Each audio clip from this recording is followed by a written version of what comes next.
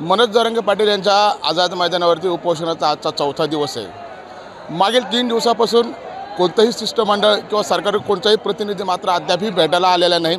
त्यामुळे मात्र आता आजचा हा चौथा दिवस आहे।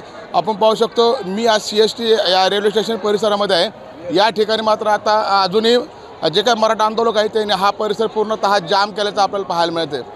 दिवसेंदिवस जर पाहिलं तर आपण तर आता मुंबईकडे येणाऱ्याची गर्दी जी आहे ते आता वाढत चाललेली आहे। मनोज जरांगे पाटील यांनी मराठा समाजाला जे आव्हान केलं होतं त्याला प्रतिसाद देण्यासाठी मराठा बांधव मात्र मोठ्या संख्येने मुंबईकडे कूच करताना आपल्याला पाहायला मिळते। आपण पाहू शकता ही जी काही मुंबईची जी जीवनमान रोजची जी जीवनमानाची रहदारीचा हा जो काय रस्ता आहे हा मात्र आता 4 दिवसापासून ठप्प झालेला आहे। त्यामुळे मुंबईकरांच्या देखील आता हाल होताना आपल्याला पाहायला मिळते। आपण पाहू शकता या ठिकाणी पोलीस बंदोबस्त देखील मोठ्या प्रमाणामध्ये लावलेला आहे। मात्र पोलीस देखील हतबल झाल्याचं आपल्याला पाहायला मिळतं आहे।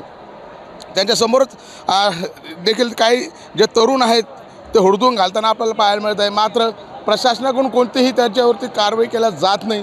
त्यामुळे मात्र आता पाहिलं तर आपण सर्वसामान्यांचे देखील हाल इथं होताना आपल्याला पाहायला मिळते। आपण पाहू शकता या ठिकाणी पोलीस बंदोबस्त मोठ्या प्रमाणात लावलेला आहे। हजारोच्या संख्येने पोलीस देखील आहे। त्याचप्रमाणे आपण पाहू शकता की मराठा बांधव देखील मोठ्या प्रमाणामध्ये इथं आलेले आहेत आणि काही तरुण जे आहेत मनोज जरांगे पाटील यांच्या आंदोलनाला गालबोट लावण्याचे काम करतात का। मनोज जरांगे पाटील यांनी वारंवार सांगतात की हे तरुण जे आहेत हुडदूस घालणारे तरुण जे आहेत आमचे नाही आहेत, हे कोणत्यातरी राजकीय पक्षाचे आहेत। कारण की ते तरुण आहेत बी काही महिला पत्रकारासोबत देखील गैरवर्तन झाल्याचे आपण प्रसारमाध्यमाच्याद्वारे पाहिलेलं आहे। अनेक पत्रकारांना कॅमेरामॅनला ते दगड मारताना देखील पाहिलेलं आहे। त्यामुळे हे खरंच मनोज जरांगे पाटील यांच्या समर्थक आहेत का? कारण मनोज जरांगे पाटील वारंवार सांगतात की हे आमचे समर्थक होऊ शकत नाही। मनोज जरांगे पाटील यांच्या आंदोलनाला कुठेतरी हे गालबोट लावण्याचे काम बाहेरील कार्यकर्ते करतात का, असं देखील आता प्रश्न निर्माण झालेला आहे। आपण पाहू शकतो हा CSTचा परिसर आहे पूर्णतः जाम झालेला आहे आणि या ठिकाणी मराठा बांधव मोठ्या संख्येने रस्ता जाम करून या रस्त्यावरती बसलेले आहेत। एकूणच जरी पाहिले तर हा मेन रहदारीचा रस्ता आहे आणि पोलीस बंदोबस्त देखील मोठ्या प्रमाणात लावलेला आहे। हजारोच्या संख्येने पोलीस या ठिकाणी मात्र यांची उपस्थिती आहे। एकूण जर पाहिलं तर कोणताही अनुचित प्रकार घडू नये यासाठी पोलीस मोठी फौजफट्टा देखील पोलिसांचा तयार करण्यात आलेला आहे।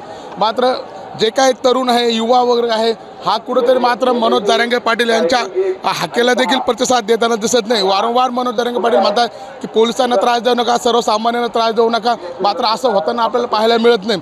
त्यामुळं आपण जर एकूण जर पाहिलं तर आजचा उपोषणाचा चौथा दिवस आहे। मुंबईकरांचे देखील सर्वसामान्यांचे देखील अनेक आम्ही लोकांशी चर्चा केली त्यानंतर त्यांचं म्हणणं की हा तेढा कधी सुटणार आहे। मात्र या तेढ्याकडे जे काही सरकार आहे हे सरकारच्या हातात आहे। सरकार मनोज जरांगे पाटलाचं हे आंदोलन आहे याकडे कसं पाहते, लवकरात लवकर येऊन शिष्टमंडळ त्यांच्याशी चर्चा करणार आहे का आणि हा जो काय मनोज जरांगे पाटलाचं जो उपोषण आहे हे सोडण्यात यशस्वी होतील का हे देखील पाहणं महत्त्वाचं ठरणार आहे। संजय आहेर, लोकशाही न्यूज, मुंबई।